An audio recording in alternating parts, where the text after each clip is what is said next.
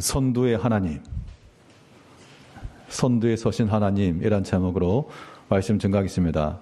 오늘 민수기 10장 33절을 보게 되면 그들이 여호와의 산에서 떠나 3일 길을 갈 때 여호와의 언약궤가 그 3일 길 앞서가며 그들의 쉴 곳을 찾았더라. 하나님의 언약궤가 앞섰고 그 뒤로 며칠 길을 했습니까? 3일 길.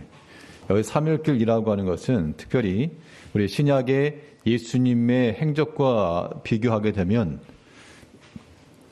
3일 동안 3일에 부활하신 우리 주님을 상징한다라고도 볼 수 있습니다.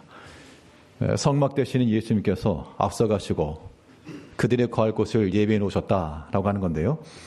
그 성막의 구성과 진행 방향에 관한 것 보게 되면 몇 차례 했으니까 이제 다 아실 거라 생각이 들고요. 한번 보여주시면요. 숨은 숫자 찾기 아시죠? 숨은 숫자 찾기.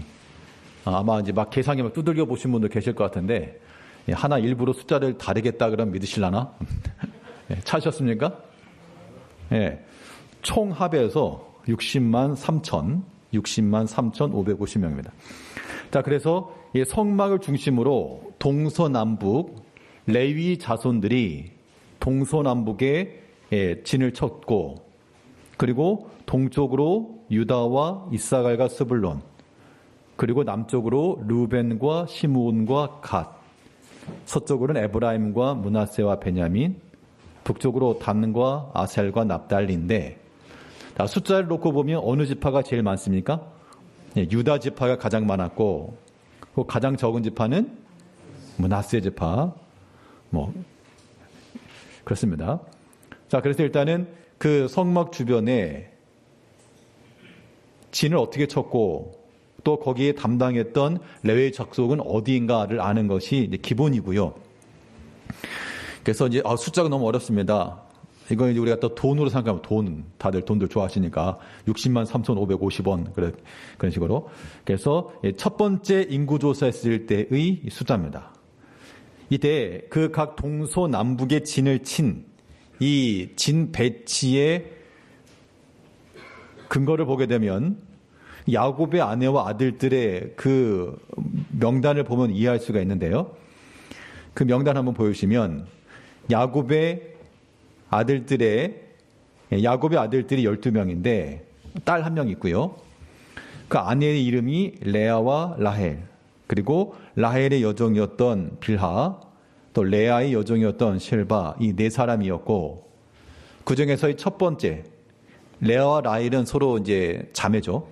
그 언니에게서 낳은 그 아이들이 6명 플러스 딸 다말 1명. 그래서 그렇게 자녀가 구성되는데, 그래서 유다와 이사갈 수불론이 동쪽에 진을 치고, 루벤과 시므온과 레위는 전부 흩어졌기 때문에 레위 대신 이 레아의 여종의 아들이었던 그 갓 족속이 갓 지파가 이 남쪽에 이렇게 위치하게 되었습니다.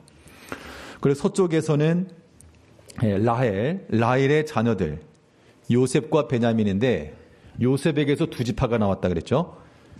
레위 지파가 기업을 얻지 않은 대신 요셉에게서 2지파가 나와서 에브라임과 므낫세 그리고 베냐민이 진을 쳤고, 그리고 북쪽에서는 이 여종의 자녀들 갓은 밑으로 내려갔으니까 단과 납달리와 아셀이 이렇게 진을 쳤다라고 하는 겁니다.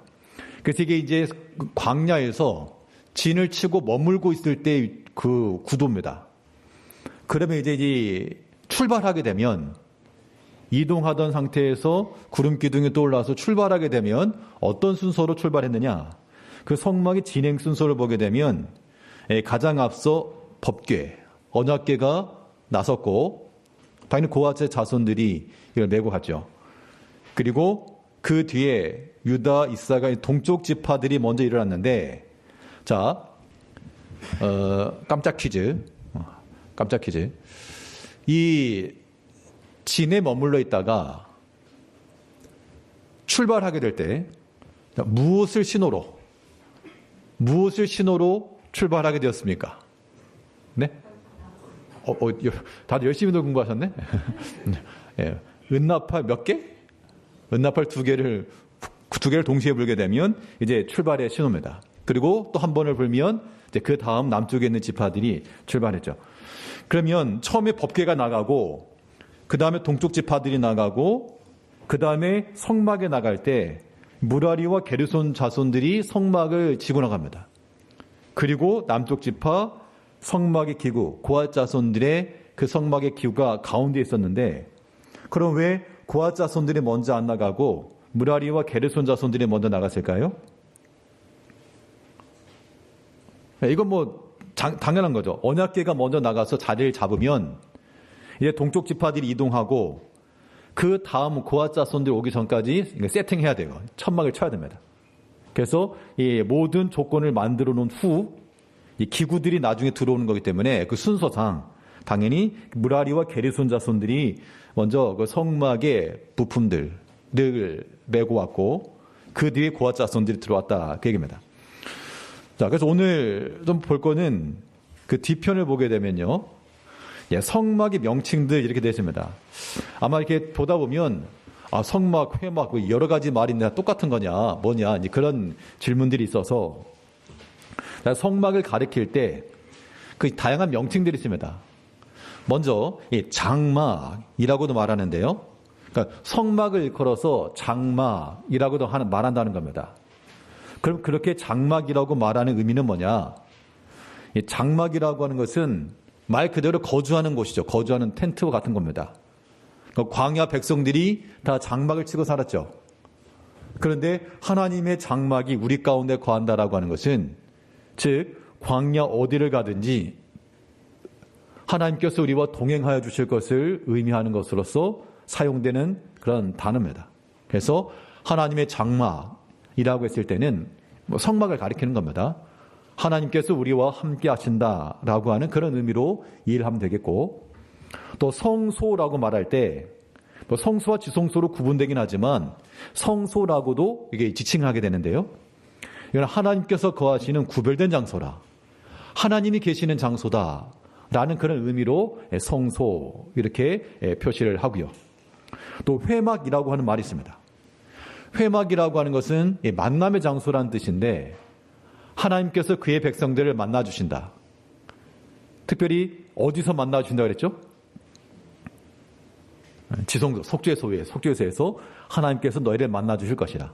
그래서 회막이라고 말할 때는 특별히 하나님께서 우리와 만나주시고 우리에게 말씀해 주시고 그런 의미에서 회막이라고 했고, 이 회막이 의미하는 바는 성막인데 근데 또 다른 의미에서 회막이 하나 있습니다. 이것은 이 성막 이외에 모세 시대로부터 모세가 그 이스라엘 백성들이 진치고 있는 곳에서부터 좀 떨어진 곳에 여호와를 경외하는 자들이 또 모여서 하나의 모임이 있었는데 그것을 가리켜서도 회막 그랬습니다. 그러니까 이 쓰이는 단어는 똑같지만 성막을 가리킬 때 회막이라고도 말했고 또 진 바깥에서 따로 모였던, 그래서 여호수아가 항상 그곳에 거주했다라고 했는데 그 따로 있었던 그것도 회막인데요. 그 쓰이는 용례에 따라서 우리가 이해를 하면 되겠습니다. 회막이라고 말할 때는 하나님께서 그 백성들을 만나주시는 장소라, 그런 의미에서 쓰인 거고요. 또 증거막이라고도 표현하는데 하나님께서 너희와 함께 하신다는 증거로서 그 안에 모세의 돌판과 항아 만나와 아론의 쌍난지팡이 이런 증거들이 있었다. 그래서 증거막이라고 부르기도 합니다. 그 특별히 법막, 여기서 법이라고 하는 것은 언약궤를 말해요. 하나님의 법이 들어있는 막이라, 하나님의 말씀이 있는 곳이라, 그런 의미에서 법막. 그러니까 성막을 가리킬 때 다른 도구들 가지고는 대표성을 띠지 않았지만 특별히 하나님의 언약궤, 이 율법에 관해서는 법막이라고 대표성을 가지고 말해 주었습니다. 그리고 성막이라고 말할 때는 하나님을 섬기는 예배와 제사의 장소로서의 성막. 그래서 성경에 나오는 성막, 성소, 장막, 회막라고 여러 가지로 표현되어 있지만 그 표현된 의미를 좀 더 강조하는 것이지 다 같은 의미를 나타낸다라고 라고 이해를 하시면 되겠습니다. 그 성막의 그런 그 규모를 보게 되면 그 지난번에 우리 성소와 지성소에서 성소의 그 길이가 20규빗입니다. 20규빗. 그래서 지성소와 성소가 이렇게 구별되는데 지성소는 이 길이와 넓이와 높이가 다 10규빗 정방이고 이 성소는 높이와 폭은 10규빗이고 그 길이가 20규빗에 해당한다. 자, 이때 우리 지난번에 봤던 것은 맨 처음에 동쪽으로 문을 들어오게 되면 맨 처음 마주하는 게 뭐라 그랬습니까? 성막 뜰에 있는 거. 무슨 단? 번제단. 이거 효도관광 가시려면 다 공부하셔야 되는데. 번제단. 단이 있었고요. 그 다음에 손을 씻는 물두멍이 있었고, 이제 그 안으로 들어오게 되면 성소에 그 북쪽으로는 진설병이 놓여진 떡상이 있었고요. 그 남쪽으로는 촛대. 그림상에서 위가 이제 북쪽이고 아래가 남쪽인 겁니다. 동쪽으로 들어오는 거니까. 그리고 휘장 앞에 분향하는 단, 향로가 있어서 향을 피웠고 그 안으로 들어가면 휘장을 열고 들어가면 하나님의 언약궤가 있고 그 언약궤 속에 율법과 십계명 두 돌판, 만나가 담긴 항아리를 넣고 뚜껑을 닫았죠. 그 뚜껑 이름이 뭐라고요? 속죄소, 속죄소 혹은 시은소, 시은좌라고도 말하는 하나님께서 우리 죄를 덮어주신다. 그런 의미에서의 모습입니다. 자, 그래서 성소와 지성소 안에서의 도구들은 그러한데 오늘은 특별히 그 이외의 여러 기구들도 다 그리스도 예수를 예표하고 있는 것들인데 먼저 성소와 지성소라고 하는 그 공간을 만들기 위해서는 벽을 세웁니다. 그 벽을 무엇으로 세웠는가 하면 널판을 세워서 이렇게 세웠는데 그 널판의 길이가 그 널판은 보이시죠? 그 널판의 모습들이 지금 그 남쪽으로 20개, 북쪽으로 20개, 서쪽으로 8개라고 되어 있는데 6개고 모퉁이 2개에 2개. 그래서 총 48개의 널판을 세웠다는 겁니다. 자, 그 다음 걸 한번 봐주세요. 그 다음 장 보게 되면 그 널판 하나가 저렇게 생긴 거예요. 쉽게 말하면 기둥같이 생긴 건데 저 기둥 하나에 길이가 10규빗 그리고 너비가 1.5규빗인데 1.5규빗짜리가 남쪽에 몇 개? 20개. 그러니까 길이로 말하면 30규빗. 그러니까 지성소에부터 성소까지 30규빗이니까 널판 20개로 1열 배치한 겁니다. 그리고 북쪽에도 20개. 그리고 서쪽에는 6개에다가 양 구석에 이게 절반으로 접어가지고 코너를 돌 수 있게끔 그렇게 해서 이렇게 이었습니다. 다시 앞으로 널판 넘어가시면요. 그래서 이렇게 널판이 구성됨으로써 성소와 지성소가 구별된 거예요. 허벌판 가운데 이 널판이 세워지는 그 자리가 그 바깥과 안을 구별해주는 장소가 되었죠. 이것이 의미하는 바는 이 세상 가운데서 구별된 그리스도의 교회를 상징하는 겁니다. 그러니까 이거는 20개가 30규빗이기 때문에 빈틈이 없는 겁니다. 그래서 세상에 들어오지 못할 그런 공간으로서 구별된 하나님의 교회가 되어야 될 것을 보여주고 있습니다. 자, 그럼 이 판들을 어떻게 세웠느냐? 이 판들을 그냥 땅 속에다 묻은 게 아니고 이 판이 전부 몇 개입니까? 남쪽에 20개, 북쪽에 20개, 서쪽에 6개에다가 모퉁이 2개, 합쳐서 총 48개죠.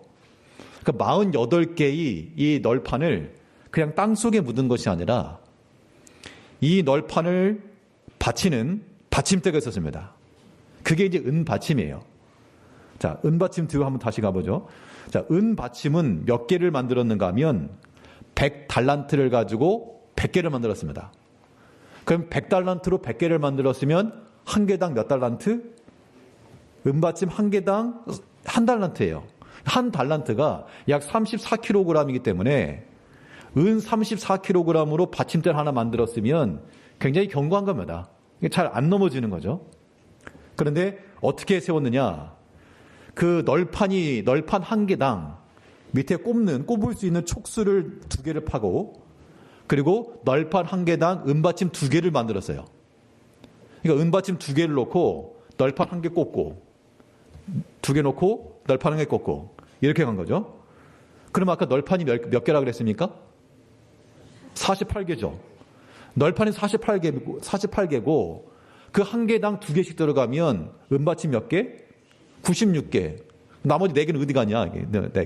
나머지 4개는 성소와 지성소 사이에 휘장을 쳤는데 거기에 기둥 4개가 있습니다. 그 기둥 4개에도 은받침이 들어가는 거죠. 그래서 총 100개의 은받침이 쓰였는데, 여기서 은받침이 의미하는 바, 은은 그 당시에 생명을 상징하는 겁니다. 그래서 속전을 드릴 때 은으로 드렸고요. 예수님께서 나중에 팔리실 때도 뭐를 받고 가룟 유다가 팔아넘겼죠? 은을 달아주었다. 은을 달아주었다. 이게 생명의 값이라 이런 얘기입니다. 즉 은받침 위에 세웠다라고 하는 것은 그리스도의 터를 의미하고요. 그리스도의 생명 위에 세워진 교회임을 보여주고 있는 겁니다. 그 때문에 구약 시대에 이 백성들에게서 이 은받침을 세워놓고 이 생명 위에 이 하나님의 구별된 장소가 세워질 것이 이미 시각적으로 나타나 보여졌죠. 우리가 오늘날 하나님의 교회를 세워나간다 할 때 그리스도의 생명 위에 세워진 교회요. 교회라고 하는 것은 그 성도들이잖아요. 결국 우리 한 사람 한 사람이 이 교회를 구성한 널판과 같다는 겁니다. 그래서 성막을 구성하는 널판은 48개. 우리는 그래도 48개, 그래도 한 사람 한 사람 널판이라 생각하시고, 우리가 다 그리스도의 성명 위에 토대를 놓고 서 있을 때 세상에 들어올 수 없는 온전한 그리스도의 교회가 된다라고 생각하시고, 다 그리스도 안에서 우리가 생명 가운데 나가야 됩니다. 그럼 널판을 세웠으면, 물론 은받침이 있어가지고 꼽아놨으니까 잘 흔들리지 않겠죠. 하지만 이것이 만일 바람이 분다거나 외부적 충격에 의하면 넘어질 수 있기 때문에 넘어지지 않도록 여기에 띠를 띄웠습니다.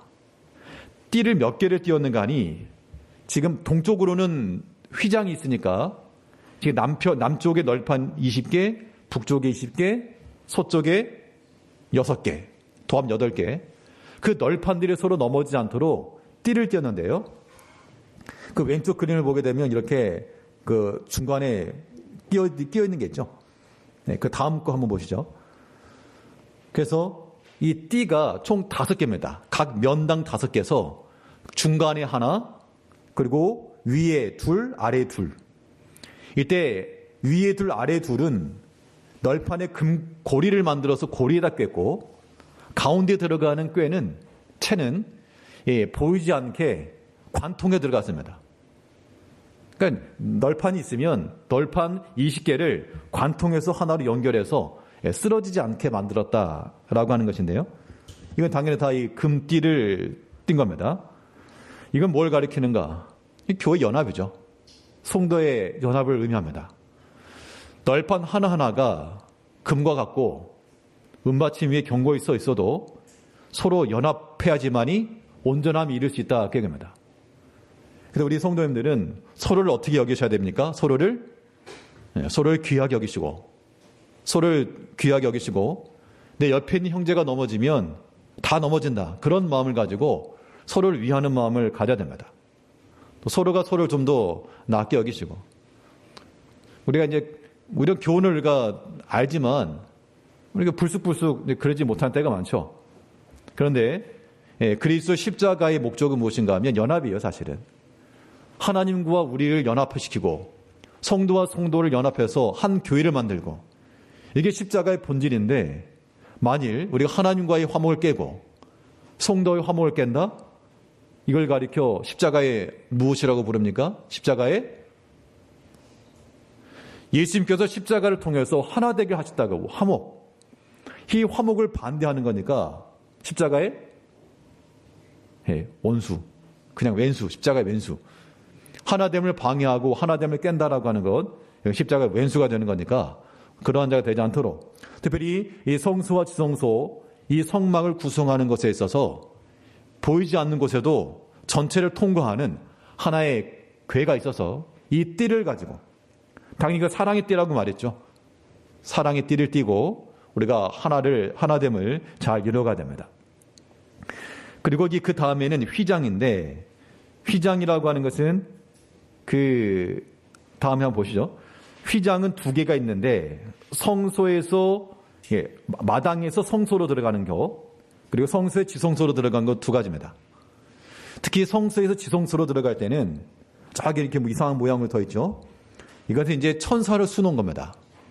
그래서 게루빔이라고 하는 건데, 천사를 수놓은 모양이고, 이건 이제 그 지성소 그것이 하나님께서 천지를 창조하시고 에덴 동산 가운데서 아담과 하와 쫓겨났죠. 그 다음에 하나님께서 무엇을 두어 지키겠습니까? 그룹들과 불붙는 화환검을 도와주고 지키겠다. 이게 다 연결이 되는 거죠. 자, 이때 이 휘장은 쉽게 말하면 이 커튼 같은 건데, 이때 사용된 실이 4가지 종류입니다. 무슨 색? 청색, 자색, 홍색, 백색 실로 가늘게 술을 놓은 건데, 그룹의 모양은 보통 저렇게 알려져 있고요. 근데 그 성소 휘장은 모양은 확실하지 않습니다. 정확히 알 수 없는데, 이때 지난 시간에 말씀드렸던 것처럼 색깔이 의미하는 바가 있다 그랬죠. 청색이라고 하는 것은 하늘색입니다. 하늘색이고, 자색이라고 하는 것은 왕의 색깔을 가리키죠. 홍색이라고 하는 것은 고난받는 종으로 오신 예수님을 보여주고 있고, 백색이라고 하면 우리의 모든 죄악을 깨끗하게 씻으시고 우리를 구원하실 부활하신 주, 온전한 사람이 되신 예수님을 상징하는 것으로 우리가 보는 겁니다. 그래서 이 휘장을 뚫고 지나간다.